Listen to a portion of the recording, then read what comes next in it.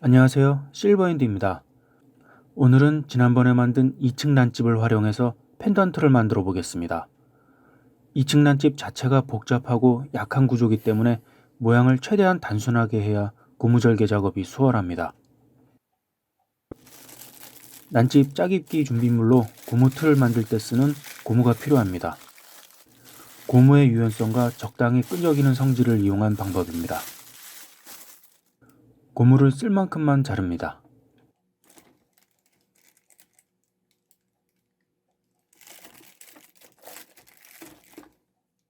손으로 조물조물해서 얇고 넓게 펴줍니다.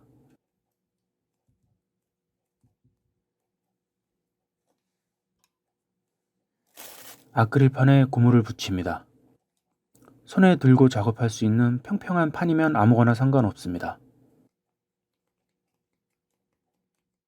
이렇게 준비된 고무판에 난집을 붙여서 모양을 만듭니다. 고무가 없으면 양면 테이프를 이용해도 됩니다. 대신 양면 테이프는 접착력이 강하기 때문에 난집을 붙이기 전에 먼지 같은 것을 묻혀서 접착력을 적당히 떨어뜨려서 이용해야 합니다. 2층 난집일 경우 이렇게 난발이 2개씩만 나는 모양을 만들면 안 됩니다. 고무절개 작업 시 난집 사이, 층간 사이에 고무가 굉장히 약하게 연결되어 있어서 끊어지기 쉽고 초악스로 뽑을 때 부서지기 쉽습니다. 그리고 자칫 잘못하면 알몰림 작업 시 알 2개가 겹치는 상황이 발생할 수 있습니다. 그래서 난집을 이렇게 벌려서 난발이 1개씩만 붙어있게 연결해야 합니다. 2층 난집이 아니라 그냥 난집은 층간 사이가 없기 때문에 고무가 복잡하게 끼일 염려가 없어서 상관없습니다. 난집을 이리저리 돌리면서 원하는 모양을 만들면 됩니다.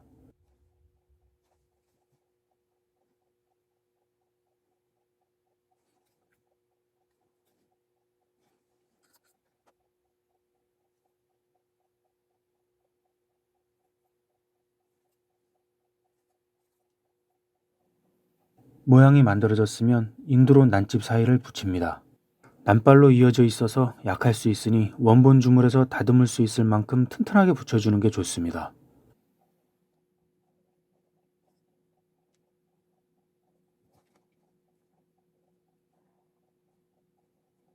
안쪽도 튼튼하게 붙입니다.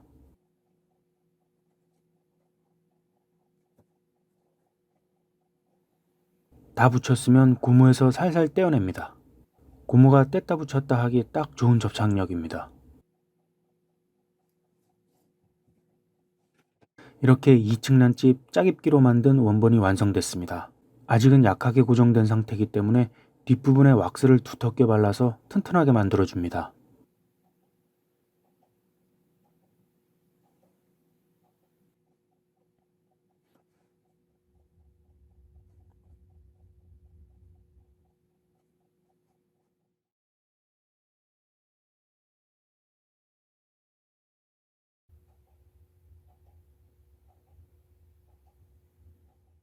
삼각고리 연결에 필요한 연고리 붙이는 작업을 합니다.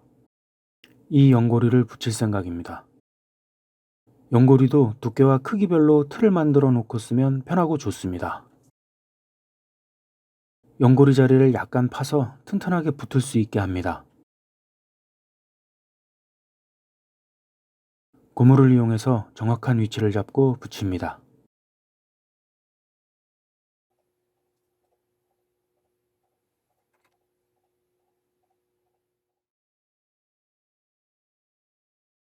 연고리가 끝나면 삼각고리도 준비합니다. 삼각고리 역시 크기별로 만들어서 쓰면 좋습니다. 고무에 붙여서 어떤 삼각고리가 어울리는지 살펴봅니다. 중간에 연고리 없이 삼각고리를 바로 난집에 붙여서 만들어도 아무 상관없습니다. 펜던트 크기에 맞게 폭이 좁은 삼각고리를 쓰겠습니다. 난발로 이어진 부분이 원본 주물에서 붙어서 나오면 안 되기 때문에 난발 사이를 벌립니다.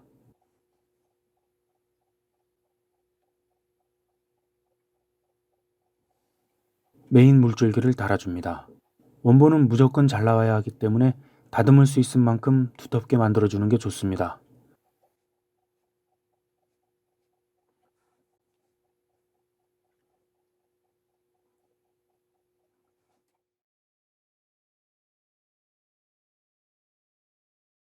2층 난집 짜깁기 구조상 연결 부위가 가늘고 약합니다. 그래서 주물이 끝까지 잘 치고 들어갈 수 있게 메인 물줄기와 직접적으로 연결되는 부분을 여러 군데 만듭니다.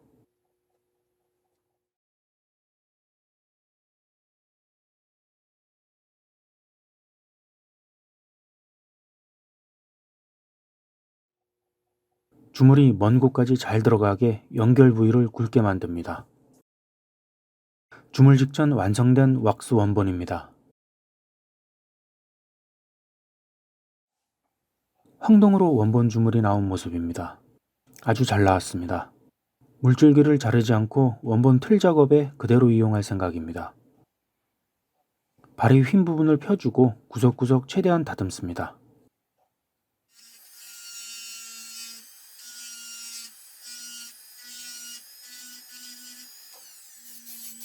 뒷부분에 두텁게 발랐던 부분도 깨끗하게 다듬습니다. 붙어있는 난발도 더 벌립니다.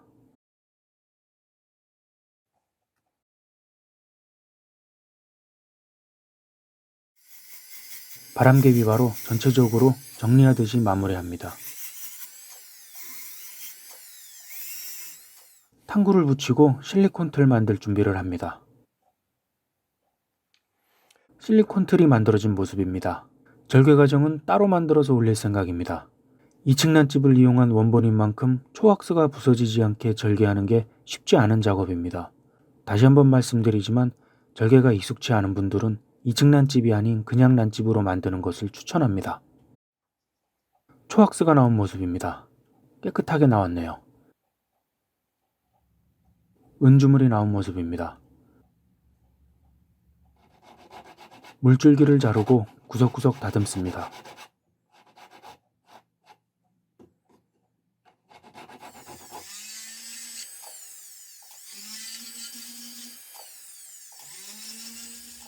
연고리 한쪽을 톱으로 자르고 삼각고리를 집어넣고 땜합니다. 불땜하는 장면도 보여드리고 싶었으나 오랜만에 불땜을 해서 그런지 실수를 너무 많이 해서 그냥 편집했습니다.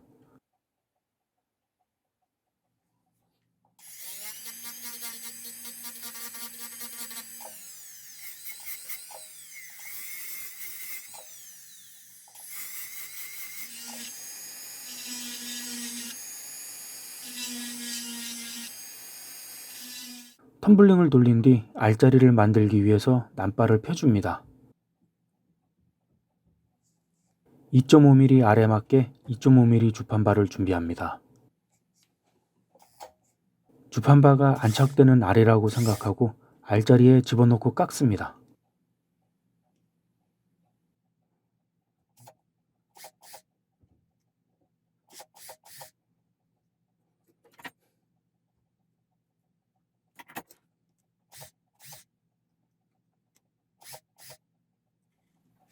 이제 알물림을 합니다.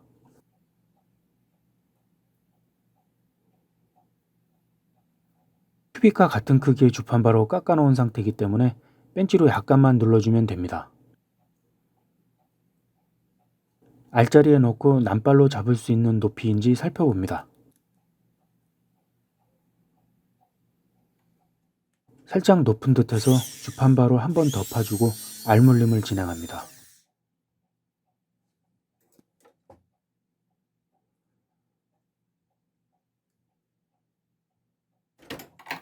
큐빅이 잘 안착되면 펜치로 난발을 구부려서 고정합니다. 이때 난집이 찌그러지지 않게 조심해야 합니다. 붙어있는 난발 2개는 놔두고 안팎으로 있는 난발 2개만 이용해서 고정합니다.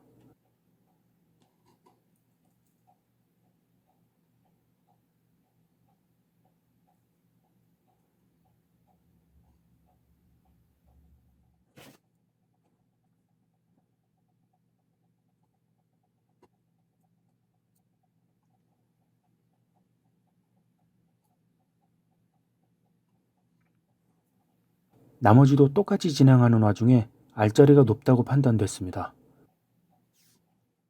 알자리를 깊게 하기 위해서 주판바로 다시 한번 파주고 2mm 라운드 바로 알자리를 한 번 더 깊게 파줍니다.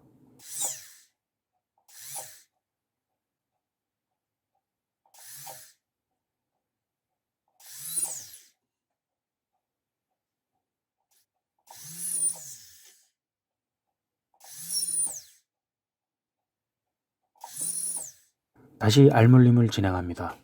알자리가 깊어서 큐빅이 더 안정적이게 안착되는 느낌입니다. 깊이 들어간 만큼 물어주는 난발이 길어져서 알물림 작업도 더 수월해졌습니다. 나머지 알물림도 똑같이 진행합니다. 저는 펜치를 이용하고 있지만 감탄과 정을 이용해도 상관없습니다.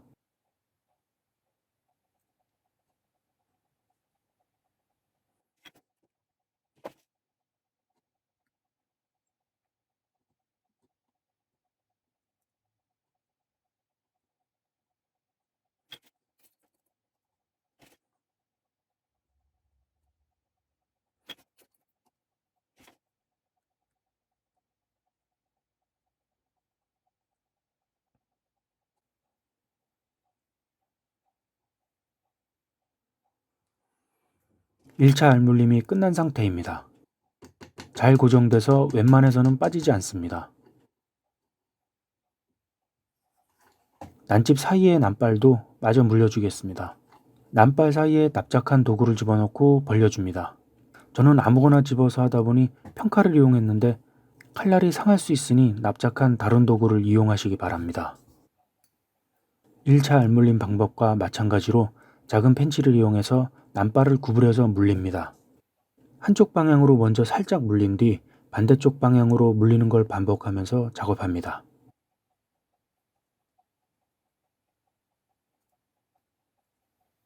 큐빅 알물림이 끝난 모습입니다.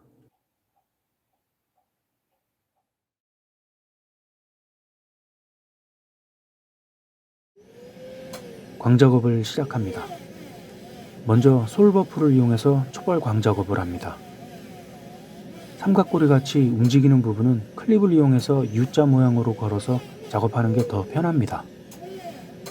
저는 옆에 있던 면봉을 끼워서 작업했습니다. 핸드피스로 광작업을 하다 보니 힘이 약해서 솔버프가 좁은 곳을 비집고 들어가지 못합니다. 그래서 달아서 작아진 솔버프를 이용해서 안쪽 광작업을 했습니다. 달아서 작아진 만큼 솔이 더 뻣뻣하고 가운데 쇠 부분이 가깝기 때문에 주의해서 작업해야 합니다.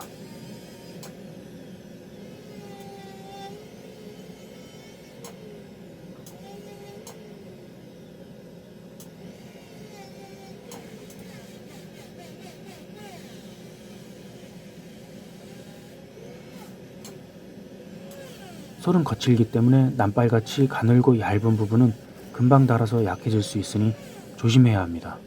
다행히 핸드피스는 힘이 약해서 금방 닳아질 염려는 없습니다.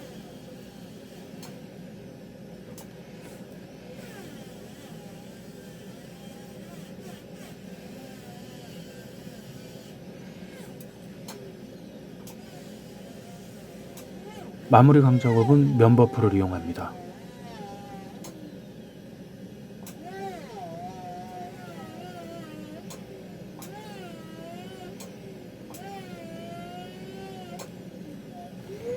광발을 조금 더 살리기 위해서 장박과 면버프를 교체하고 마무리 광약을 묻혀서 한 번 더 전체적으로 문질러서 마무리합니다.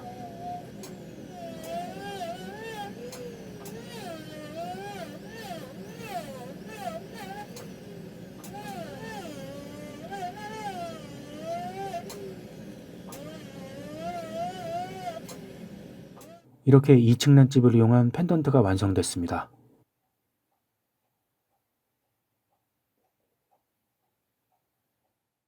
체인을 걸면 목걸이로 완성됩니다.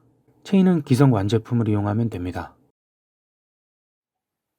다음 작품은 1층 난집을 이용해서 좀 더 화려한 모양의 펜던트를 만들어 보겠습니다. 감사합니다.